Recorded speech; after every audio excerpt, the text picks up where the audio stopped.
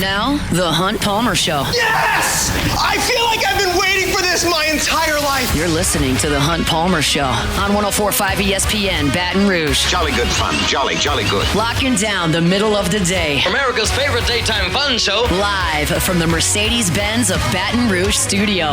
This is Hunt Palmer.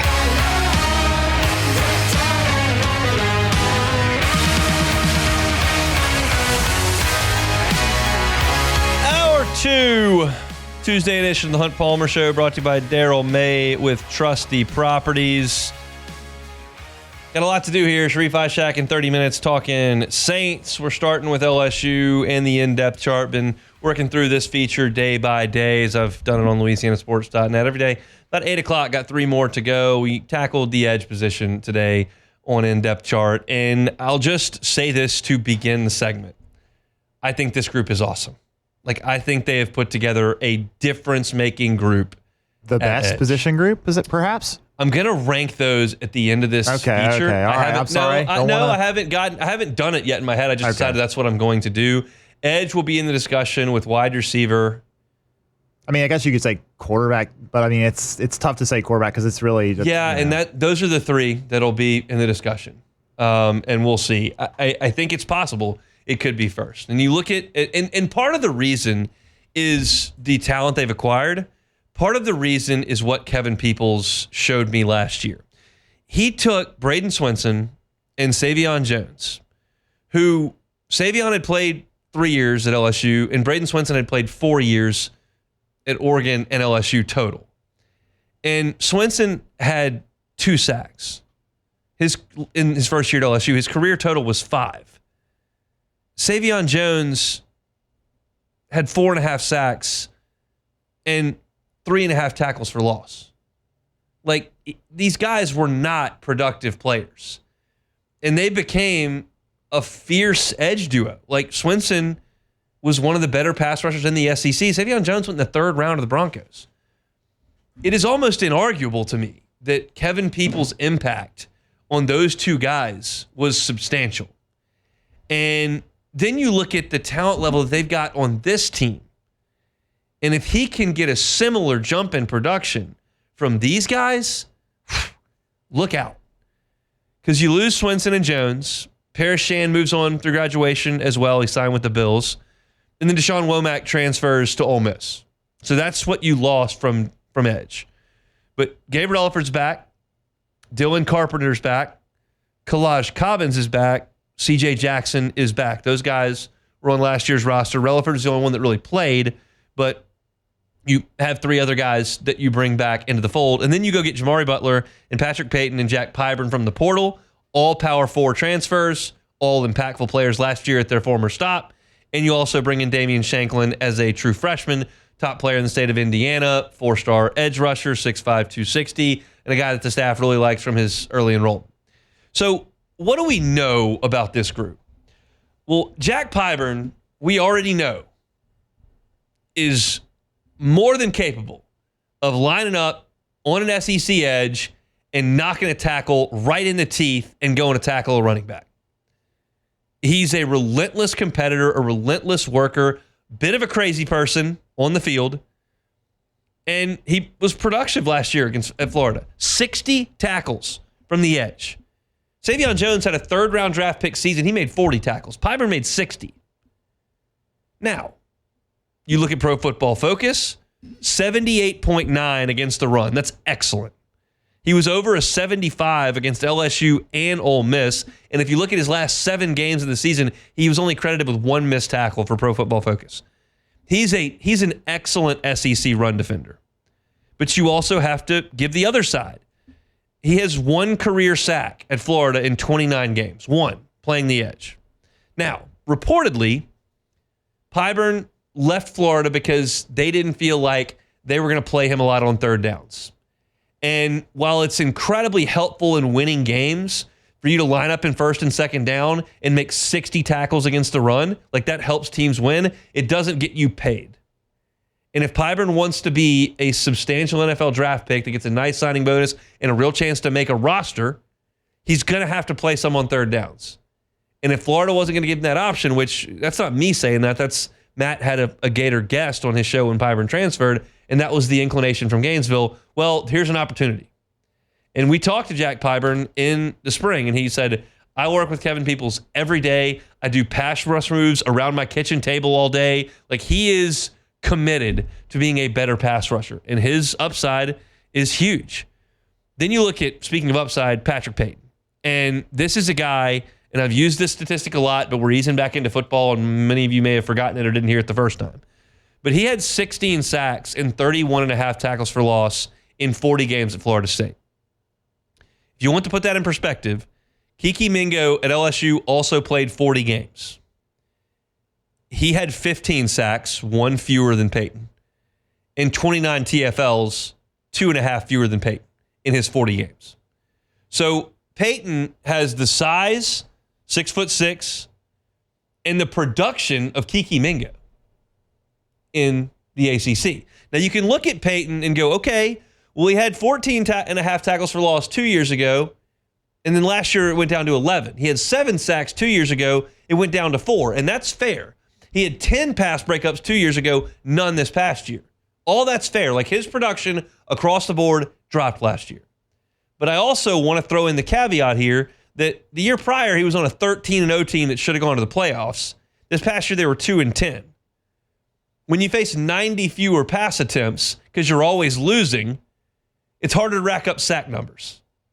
So there are some that have questioned Payton's motor, some that have questioned the drop-off in production, and all that is what it is. But you can't take the entirety of his career there at Florida State and do anything but go, that guy gets a lot of pressure on quarterbacks. He's built like an NFL rusher, and I'm really excited to see what Patrick Payton can do. And then you look at Jamari Butler, who they brought in, and that's a guy who didn't really play football in high school. I didn't realize this, but he played basketball his first 3 years in high school. Well, Jamari Butler's 6'5", 260 now. Not a lot of help you can do on a basketball floor at 6'5", 260. So he played football his senior year, and Nebraska took a chance on him. And I would suggest that chance hit. He's had 48 total pressures over the last 2 years. He's got about a 10.5% pressure rate, and he was productive and physical at Nebraska. So you bring in those three guys who are not projects or not, well, he can do it against the FC. No, these guys did it. Jamari Butler's best game last year was against Ohio State. Pretty good team. 3 TFLs and a sack against the Buckeyes. He can play at that level. Jack Pyburn kicked LSU's teeth in last year for a lot of the game. Patrick Payton has a monster career sack total at Florida State. Like, these guys can play, and you put them with Kevin Peoples. I'm excited about that. I'm also excited about Gabriel Relaford. He didn't get a lot of chance to play last year because Swinson and Jones took most of the reps. Now, Swinson had to sit out the beginning of the Florida game, and Relaford started that game. But you didn't see a ton of production, just half a sack, 10 tackles. But I think a lot of potential. He's big, 6'5", got size, 265. And we talked to him in the spring, and he was like, I was a little surprised when they went and just completely overhauled my position out of the transfer portal. But hey, it's competition. He reassured the media, like, I'm here to fight, here to scrap, here to try to be in the lineup. And I think those 4 guys are your top 4. I think it's Pyburn, Payton, Butler, and Relaford. But I don't think you can completely rule out Dylan Carpenter. And I don't say that because of anything that I've seen. I say that because of things that I've heard. And you listen to LSU offensive linemen talk, and they tell you about Dylan Carpenter at practice. And he's a big old boy. Like, he's 6'4", he's 260 pounds, and he practices really hard too. And you hear about one-on-ones against Dylan Carpenter that are not a lot of fun. And so now he's had 2 years to kind of sit and season, gain some weight, gain some experience, work on his technique. I think he's a factor. And that becomes, to me, your top 6. I don't expect to see a ton from the other guys, Kalaj Cobbins, CJ Jackson, Damian Shaklin. Cobbins, I will say this, had a really nice early fall camp last year in some of the one-on-ones where he was going against freshmen and sophomore offensive linemen that weren't necessarily Will Campbell or Emory Jones. He won a lot of pass rush reps. He's a little bit undersized at 6'3", 240. but he's a pass rusher. So if Cobbins is in the game, that's a third down type of thing. And so to me, as I handicap this, it would surprise me a little bit if Pyburn didn't start. I think Pyburn's going to be in there. He's super high floor, and I think there's a ceiling there with the pass rush ability, but Pyburn's probably in there to start. I think on the other side to start right now, I would probably favor Butler and Relaford with Peyton ready to go in a pass rush spot. Like that's the way I think it's going to go right now. But they've got depth, they've got experience, they've got talent, and I just think that with Kevin Peoples calling the shots and showing me what he did last year with those two guys who, in not a small sample size, a total of 7 years, those two guys have not been a big factor in Jones and Swinson, and he got them to be really, really good players. I think at this point, if you look at last year's sack totals, Swinson, Jones, Womack, and Relaford, those four who played the most, combined for 14.5 sacks. I think this group and a healthy Perkins, I think you fly by that number, 20, 22, 23 sacks between the lot of them. And LSU last year finished 7th in the SEC in sacks. I see LSU this year in the top 4 in sacks. I think they have created that much talent, and I think they're going to be winning in some games, and I think Peoples is so good that I think they're going to get big, big sack totals, and they're going to have one of the more feared pass rushes in the SEC. That's just what I see from this group. It would shock me if LSU underperformed at defensive end and on the edge this year. I think that they've got the goods in what they need to be an excellent defensive front.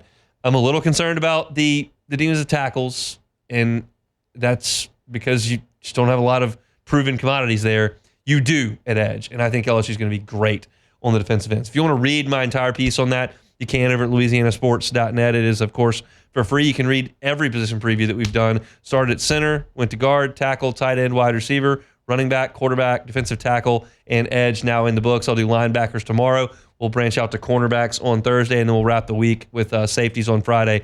And that'll be it. We'll have access to LSU football practice by that point, so we'll be off and running. But if you want to get your football fix before LSU puts the helmets on, go check it out at louisianasports.net or wherever you find your sound at Hunt on LSU. Step aside, come back. Sharief, Ishaq in 15 minutes. Hunt Palmer Show. The Hunt Palmer Show. One Bath and Closets. OneBathAndClosets.com is the website. David Vaughn and his team, 30 years redesigning and remodeling bathrooms and closets. You know, as folks age, the bathroom can be a hazardous place. You can't take away that risk completely, but you can mitigate it. Non-slip floors, guardrails near slippery areas, walk-in tubs that are more convenient and safer, showers with benches. All these are things that David Vaughn and his team do all the time. So if there's someone in your life who's maybe getting up there in age and you're thinking, might want to try to mitigate a little bit of that risk where a hazard could come up in the bathroom, call David Vaughn. Have that free consultation. Just talk to him. Say, hey, here's what I'm thinking. He's happy to give you the advice that he's got, and if you hire him to do the job, he'll do it right the first time and leave the competition behind. Check out the pictures of his great work on the website. Get that free consultation. It's One Bath and Closets. You can find him online at onebathandclosets.com. This is the Hunt Palmer Show on 104.5 ESPN, Baton Rouge.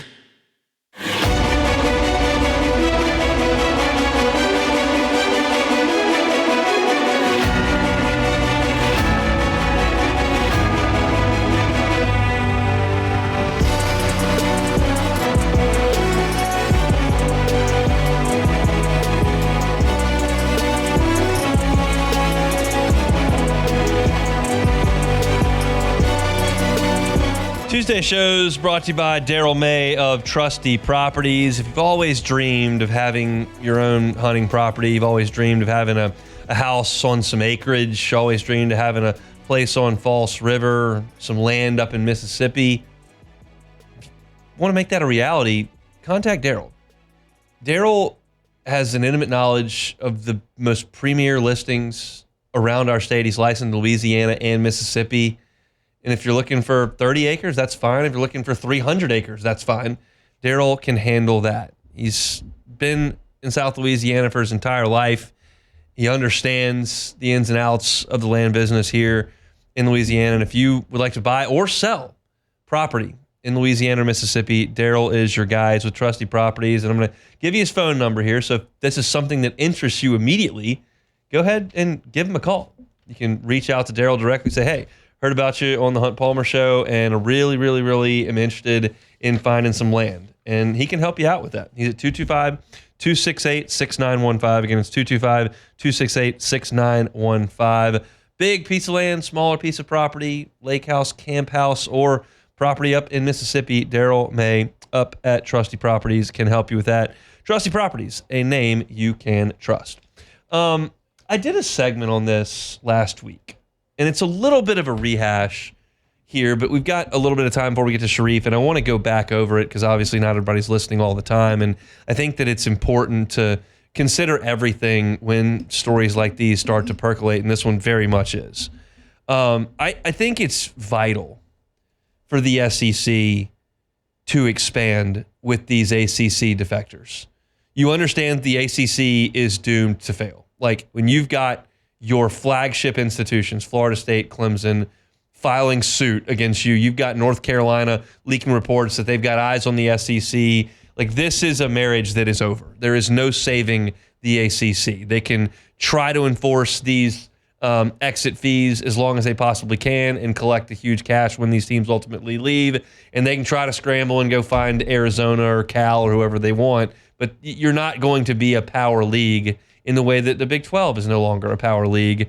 And they're married to this awful grant rights deal and this media rights deal that is just not going anywhere. So the teams and the programs are looking elsewhere.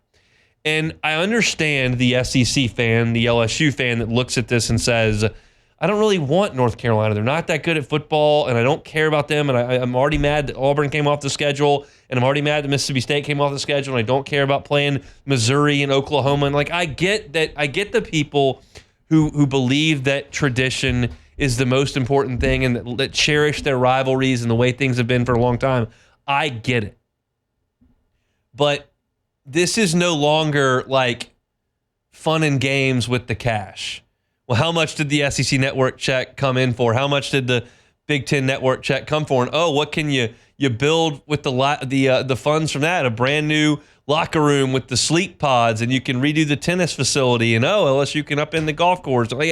And whatever comes into the athletic budget and wherever they want to spend it, everybody's a little bit different in that perspective. But now the game has changed, and now your revenue stream is vital to paying your players.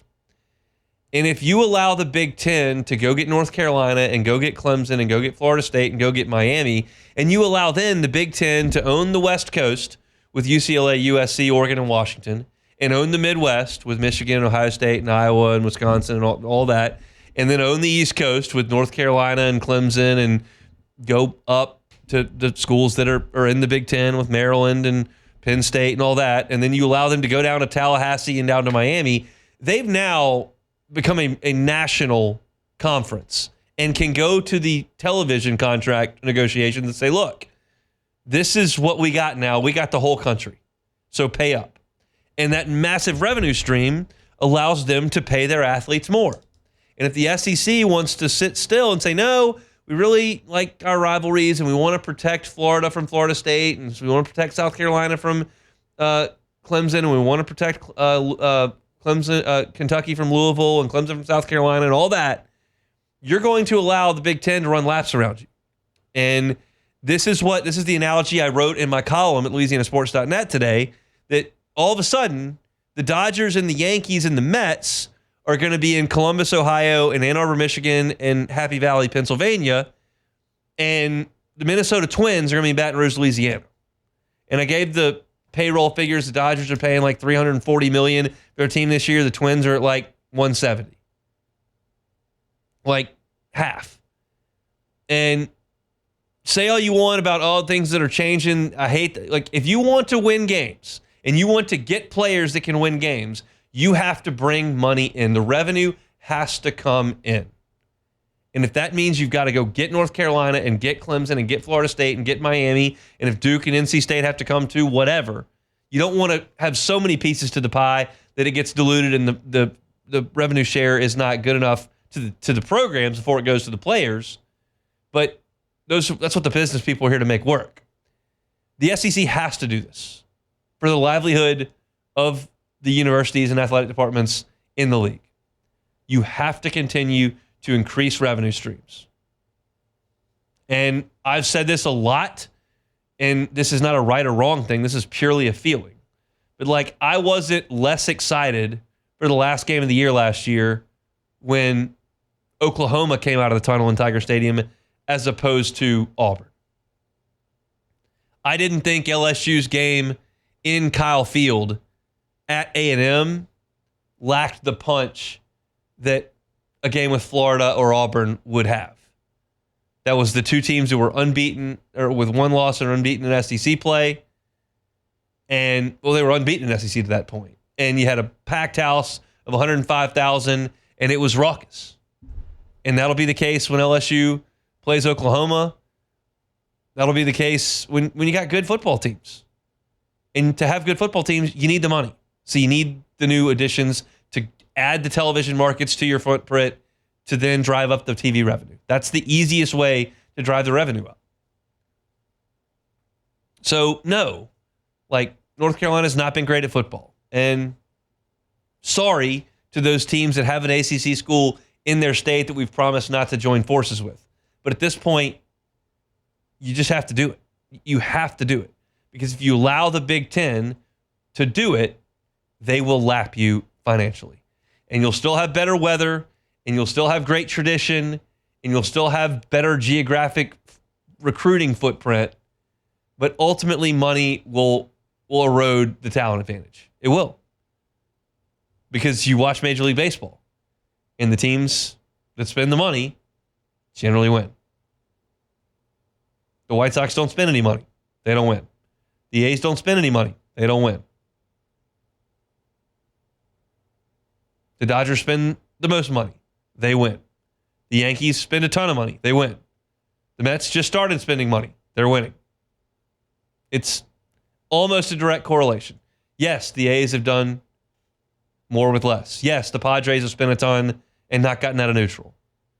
But he who has the gold generally makes the rules.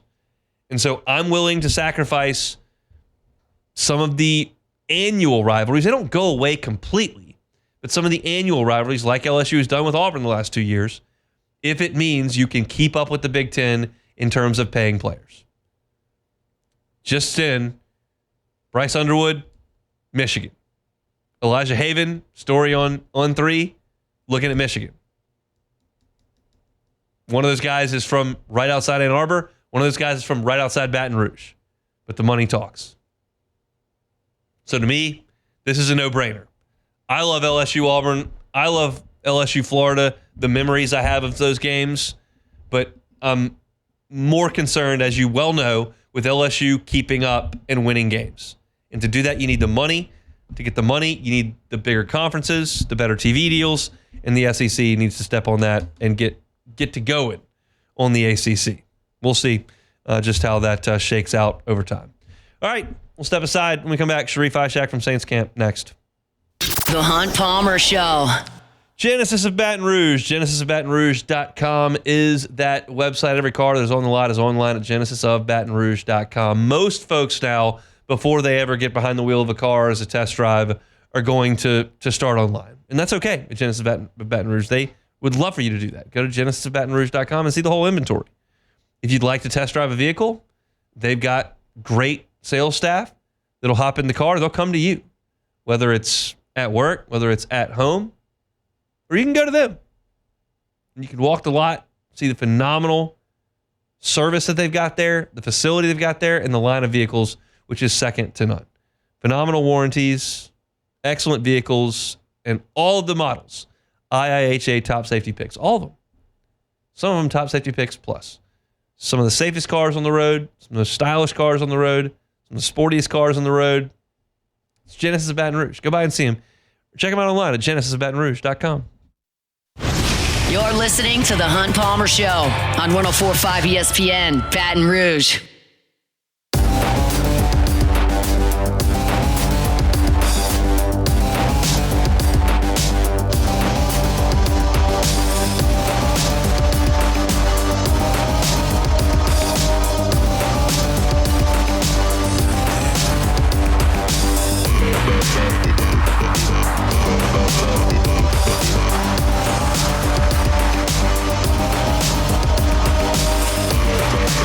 Let's move in Tuesday show here. Our Tuesday show is brought to you by Daryl May, Trusty Properties. Chatted with Glenn West a little bit earlier, talking Tiger football, done a lot on LSU, and we've touched on the Saints a couple segments. We'll do so again here with Sharief, Ishaq, WDSU, who's been out there at Saints practice over the last week. Joins us now on the Jim's Firearms Hotline. Sharief, how we doing? Good, man. Today was a good day because we got to be inside. It wasn't a real practice, but, at least we didn't have to be in blazing heat. That is true, and you take what you can get this time of year covering football because it can be a little toasty outside. I've talked a lot about the quarterback, so let's put that on the back burner for a second. I'll get your thoughts on the end, but let's talk about the guys that put the pads on and got to work yesterday, specifically on the offensive line. What have you seen from Kelvin Banks and maybe even Trevor Penning on the left side? Yeah, I'm glad you brought up Kelvin Banks. Their one-on-ones yesterday were nasty in a good way for Kelvin Banks. I think he put Chris Rump on his rump yesterday. It was a good situation for him. It was a good down, a good rep. I feel like he's playing okay. I mean, he's playing decent. It's just one day in pads because all we ever talk about is how does this defensive line look? How does offensive line look? And the answer you kind of get is wait till we put on the pads, but not just for one practice. You got to see it for multiple practices. But just when I saw it yesterday, I thought that Carl Granderson and Kelvin Banks looked really, really, really good. And Kelvin's coming along. He's coming along in the offense, playing that left tackle position for a guy who's a rookie. So, I just want to see more, man. I really want to see more. And fans should be super excited to see Kelvin Banks out there playing. I mean, it's a guy who I think is going to form into something really special when it's all said and done for this franchise. And Natalia Fuaga spoke to the media today and obviously talked about his move to right tackle from left. What did he have to say? I just think it's a discussion that they had whenever Kellen Moore took over the job. Like it was like he said, like any good player, wherever you want me to play, man, wherever you want me to play. Yeah. And he felt like it was a comfortable move. Playing at Oregon State, it's a no-brainer for him. If he played it in college, it's an easier transition for him than to ask Kelvin Banks to go from left tackle, where he just finished playing, to right tackle. So he felt comfortable with it. He's good with it, and I think he's. Once again, early in camp, I think he's done a very good job in playing that. And it's all about foot movement for him. And I think that, it's just natural to him to go back to that position. And the footwork has been phenomenal for him. He feels like that's where, it's just like riding a bike. Do you feel like the defensive line got the better of the offensive line in day one in pads? That was kind of the consensus I get from those that were there, but I wanted to ask you. Absolutely. In team drills, yeah, man. I mean, Carl Granderson was flying around.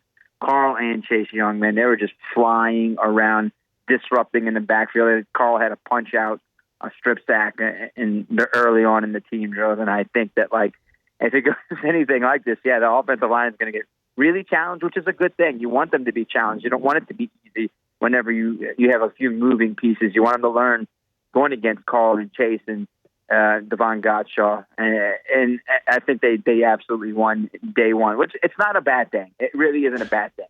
You want to see you do want to see each side competitive. If you see one side winning most of these padded practices, then you might be talking about, all right, there's a problem here. There's a problem with our line, if our defensive line is constantly crushing the offensive line. But I think you're going to see wins from each side. I think that's the competitive balance that you want throughout the training camp when the pads are on. Do you have a thought on running back, any of them that are out there, whether it's Kamara at the front or all the way to Akers at the back?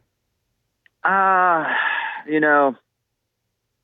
you're asking me who I like, I mean, all right, I'm going to just remove Album from the equation. Okay. All right, so I do truly think that Kendre Miller is showing everyone that he is the number 2 running back. He looks good, feels good. His head's on straight. I mean, the new coaching staff has done a lot for him. It feels like the energy is very positive for him, and I think that he's shown it on the field. I think he's looked good. I mean, his body's in great shape, and he's running well, running fast, side to side. So, that's the guy that we probably need to keep an eye on more than anyone, because we talked a lot about him last year on your show, Hunt. Is this going to finally be the year for him? Will this finally be, the situation for him to finally show up and be that number 2 running back? And I think up to this point, it's been, it looked fairly well for him. All right, let's go to quarterback. I won't bury that lead anymore. I'll leave it open-ended. Your observations after a week. I think that Spencer Rattler's ahead of Tyler Shuck by a good bit, in my opinion. I think that he is, and it's rightfully so because he started 6 games and played 7 last year. And, I would think that's a big reason why that's, been the case for Spencer Rattler. Shuck is making some progress, but there are times when I'm like, man, you got to pull the trigger. A lot of us media members have been talking about why is he not letting it rip? Why is he not going down the field more? It's been him throwing off his back feet a few times, feeling the pressure. And that's just things with a rookie and things that are eventually going to, probably get better with time. I mean, we talked about the speed of the game being a little different for him playing, against college competition. At times you can see it. But then there's some times, Hunt, that he make a great throw. Last week he made one to Juwan Johnson on an over route. Then yesterday he made another great pass to Brandon Cooks on an over route. So, he's going to have to just get used to the speed of the game and the pressure because he feels that pressure in the pocket, and he just, sometimes is moving back and throwing off his back foot, and that's things he's going to have to just get used to, just either running out of the pocket or just stepping up in the pocket and making that throw down the field. Does it feel like he's trying not to make a mistake? Because that seems like a natural thing to do in your first camp.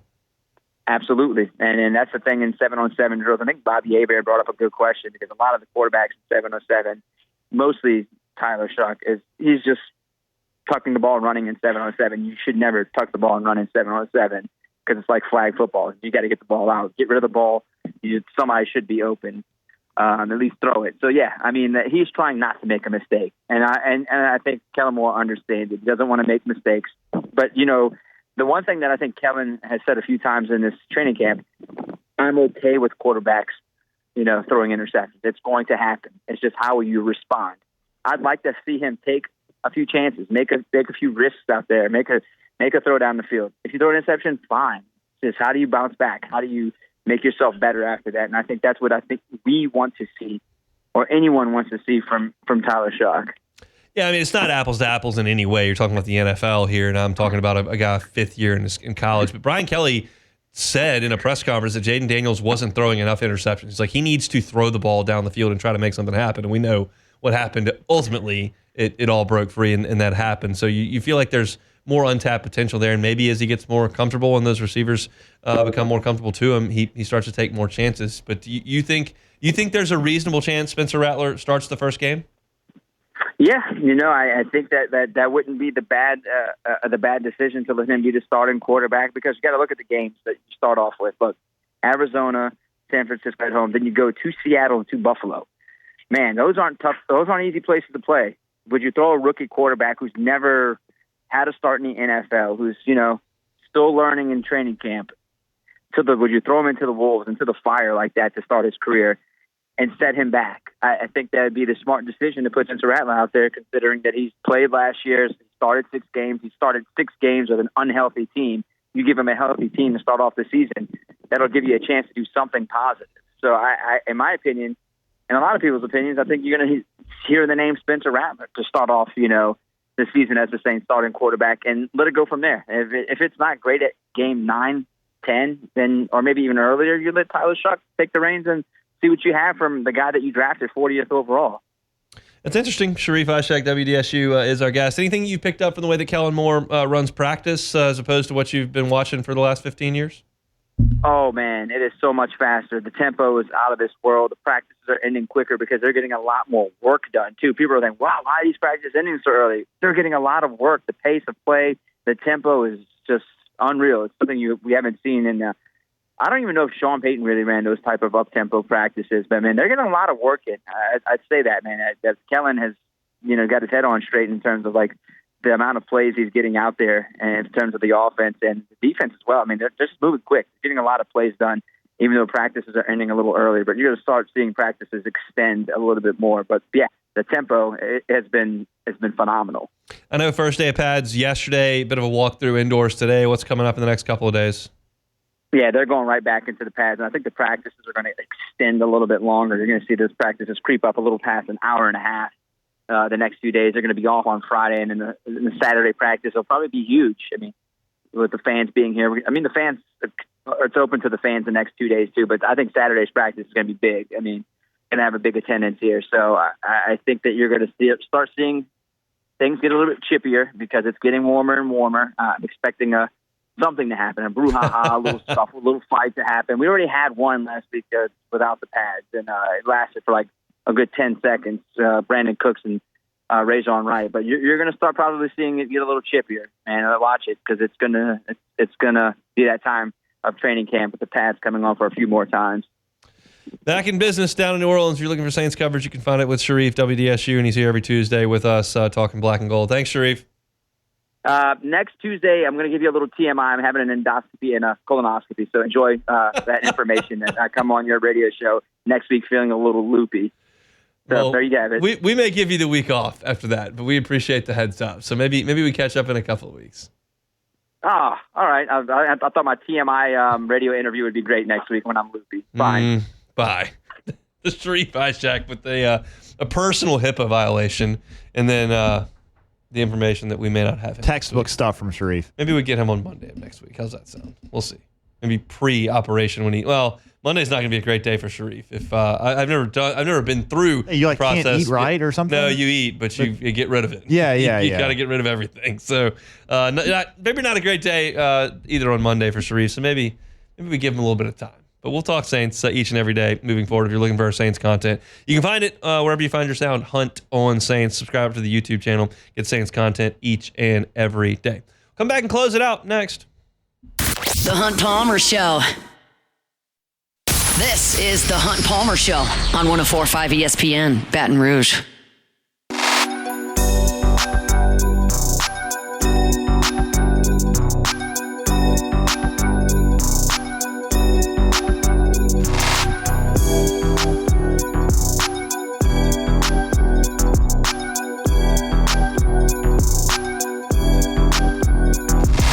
Interesting comment in the Bayou Ford chat. Sharief just mentioned in passing there at the end that he was not going to be able to join us next week because he was going to have a colonoscopy. T-Pal in the chat says, I'd rather have a colonoscopy than watch the Saints. I would not. I've not even had one yet, and I'm pretty sure I would much rather just watch the Saints, even if they are the worst team in the NFL. Do you think they're the worst team in the NFL? I'm saying even if they were. Do you think they are? No, they're not. They're not the worst team. You're confident in that? I'm pretty confident. I don't think the Titans are going to be very good. No. Panthers probably won't be very good. No. Cleveland, their defense is good. Yeah, their defense is probably too good for them to be really bad. We'll see. NFL is up and running Hall of Fame game in 2 days. It's my days of the week are not locked in right now. Yeah. But I do know that today's Tuesday, which means we are brought to you by Daryl May at Trusty Properties. I want to remind you about Daryl one more time, as we will on every Tuesday. They make our Tuesday shows possible.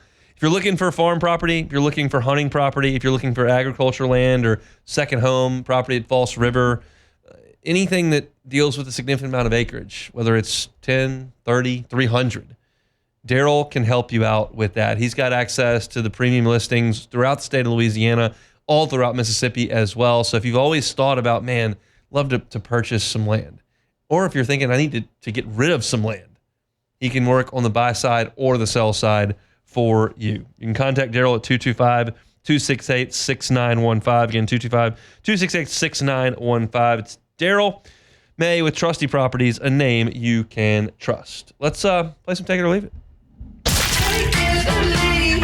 Take it or leave it. Take it or leave it. Presented to you by Flight by Yingling, the next generation of light beer, crafted by America's oldest brewery. Today's hottest stories in sports, news, and sometimes even Hunt's life. The question is, will he take them or leave them?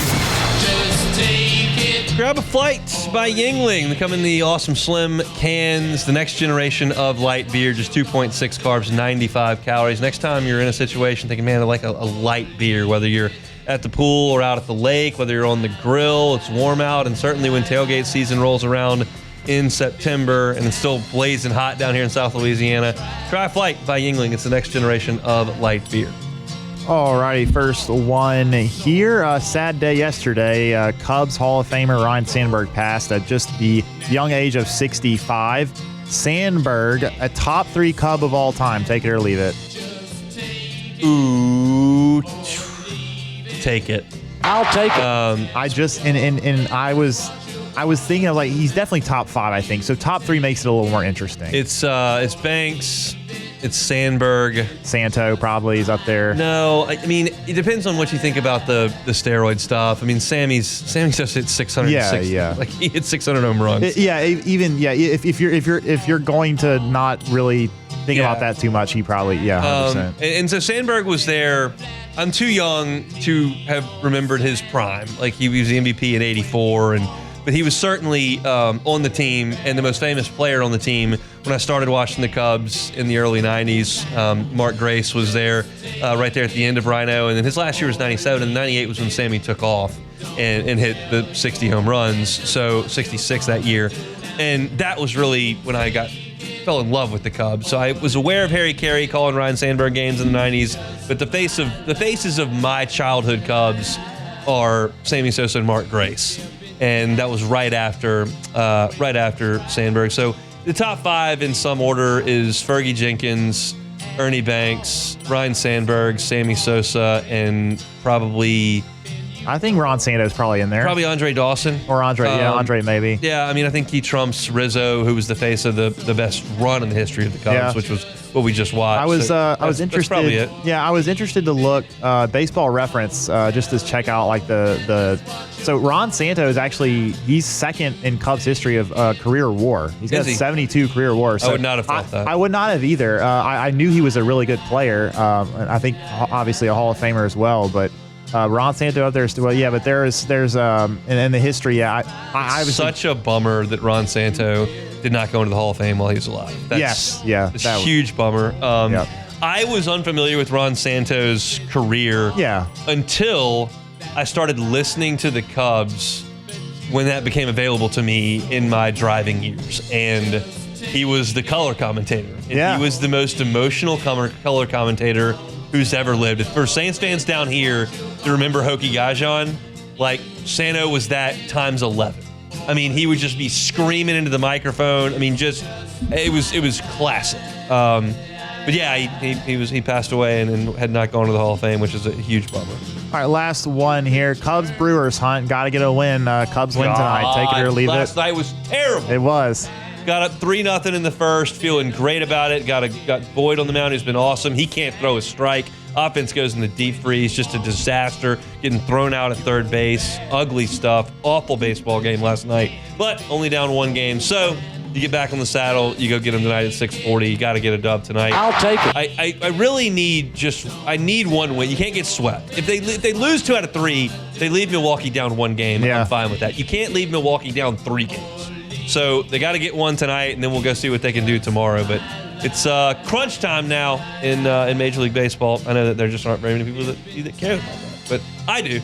So appreciate that. I'm not going to do it here for this Tuesday edition of the Hunt Palmer Show. We are inching closer and closer and closer to LSU fall camp. I continue to refresh my email to see if we get a schedule because I would like to go take my friend up on his invite to play golf on Sunday. However, if we have practice on Sunday, we're going to have to make sure that that's covered. And I don't know what time the practice is or if I can cover it or any of that. And I need some info. So hopefully we get that. We'll relay it on to you. But when they do start practicing out on the Ponderosa, we'll have reports daily on LouisianaSports.net. Saints are knee-deep in it, and we're talking about them every day. If you missed any of today's show, catch it on demand wherever you find your sound. I started today's show talking about Bill Conley's SEC preview and what he thinks of this LSU team. And then we got into some Saints training camp at 1:15. Glenn West talking Tigers at 1:30. Josh Pearson said goodbye to LSU via social media today. We touched on his LSU career. I previewed LSU's defensive ends, who I think are going to be awesome this year. You can check that out at Hunt on LSU, wherever you find your sound. And then Sharief Ishaq gave us a little too much information about his upcoming medical procedures, but we talked some Saints as well. That's it for me. Matt's going to drive you home next one after further view. He's back in studio finally. See y'all tomorrow. The Hunt Palmer Show.